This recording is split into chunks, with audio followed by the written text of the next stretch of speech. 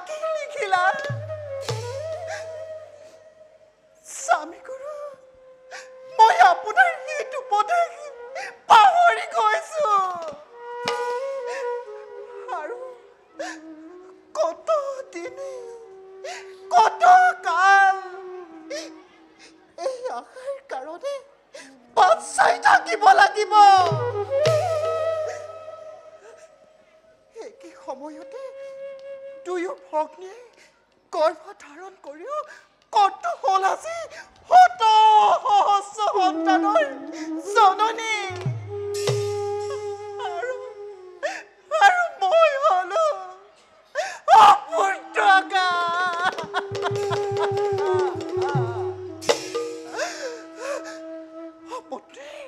অপত্নীৰ অসহ্য সেই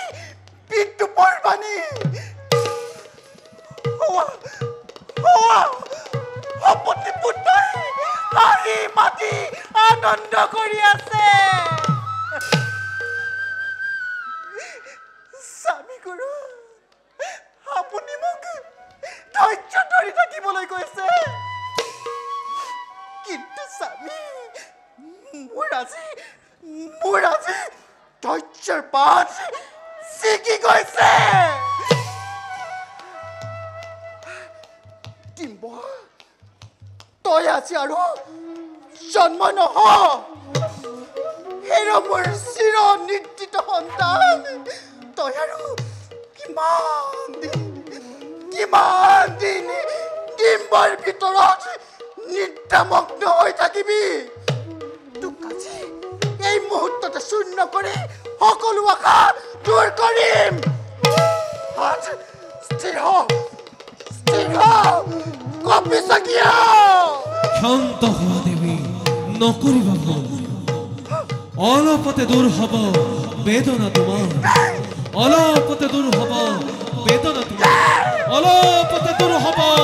বেদনা তোমাৰ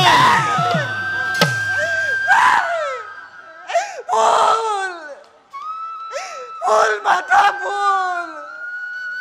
সকলো ভুল মই আজি ধৈৰ্যচ্যুত হৈছো মই আজি উন্মাদিনী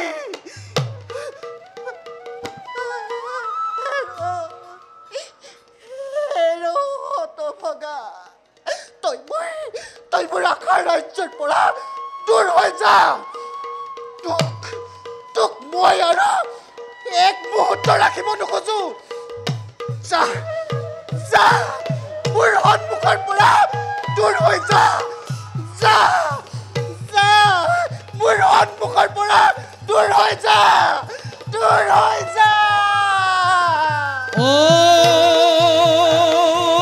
হৰি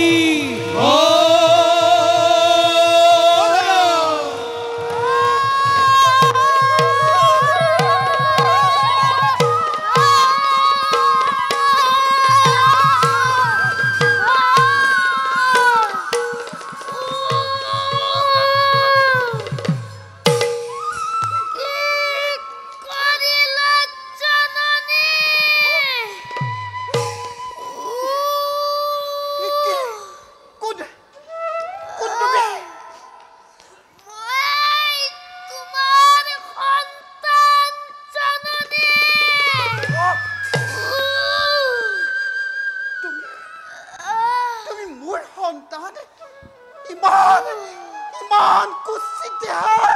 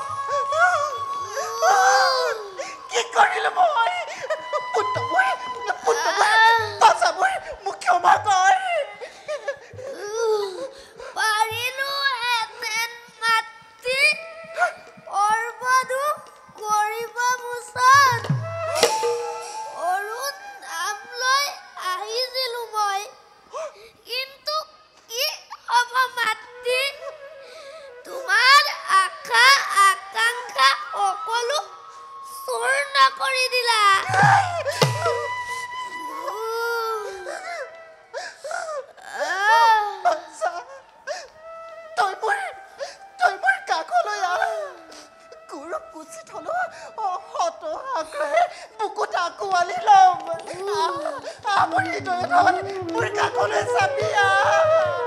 নচুবা নচুবা জননী তুমি মোক স্পৰ্শ নকৰিবা দানৱী মায়াত পুলকিত হৈ মাতৃত্ব হেৰুৱাই তুমি মোৰ কাষলৈ নাহিবা মই এতিয়া তোমাৰ পুত্ৰৰ প্ৰেতাত্মা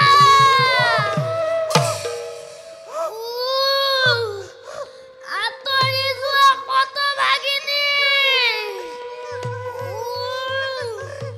মই আৰু স্ত্ৰীৰে থাকিব নোৱাৰো ৰাক্ষসী পৃথিৱী কঁপিছে আকাশ অন্ধকাৰ হৈছে আহিলো জননী নোৱাৰো থাকিব আৰু মই তোমাৰ কাষত বাছা মোৰ হৃদয়তন মোক এৰি তই কলৈ যাওঁ নোৱাৰো জননী তোমাৰ বক্ষৰ উদাপান কৰিব নোৱাৰো কদাপি মাতৃ বুলি সম্ভাষণ জনাব পাৰো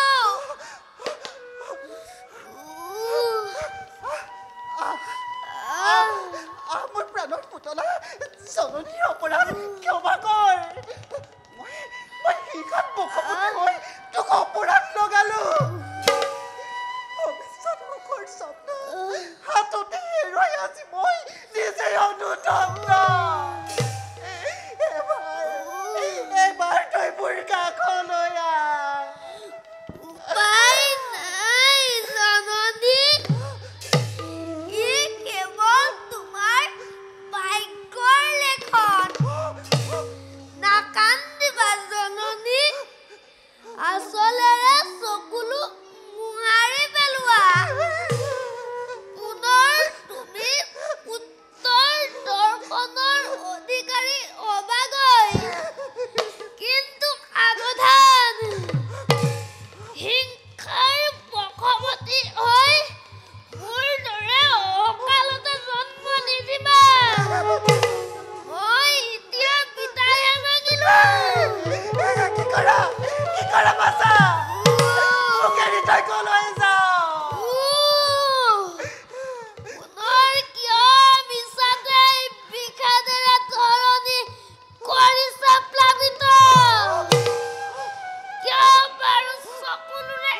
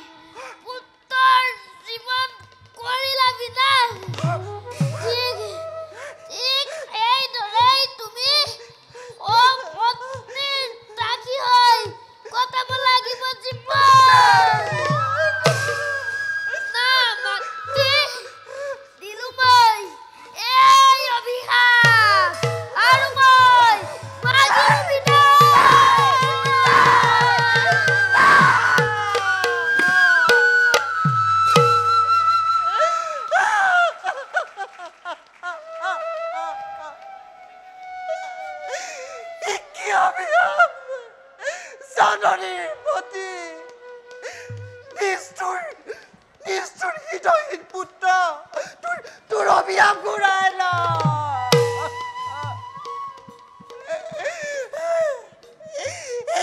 হৰি তুমি মোকে এই বিপদত ৰক্ষা কৰা নহ'লে পুত্ৰৰ বাবে মোৰ হৃদয় জহিব লাগিছে তই গুচিয়া তই গুচিয়া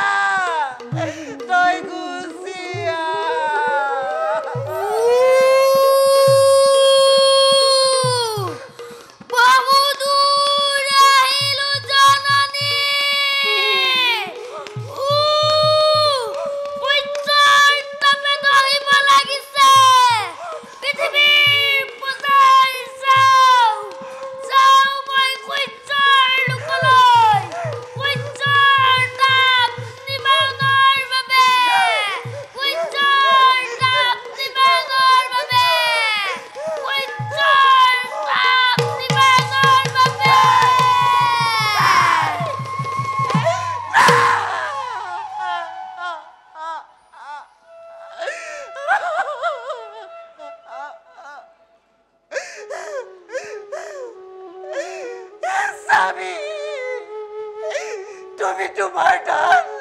ঘূৰাই দিয়া তোমাৰ এই দানে মোক সৰ্বনাশ কৰিছে তোমাৰ দানৰ মোৰ কোনো প্ৰয়োজন নাই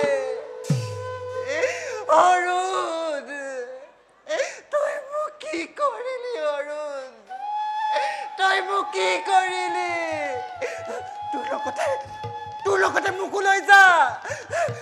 লগতে মোকো লৈ যা